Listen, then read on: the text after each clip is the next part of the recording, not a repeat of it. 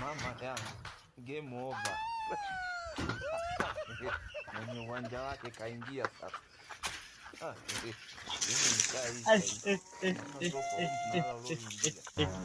Acha nani? Hii mambo gani? Ndio kila siku nyinyi watu wa Nairobi na waambianga huko ushako maisha ni matamu. Kitu kama hii sasa huko Nairobi mnaweza toa wapi? Naitwa Litore.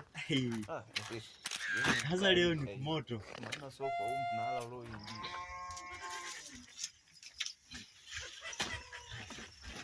Sasa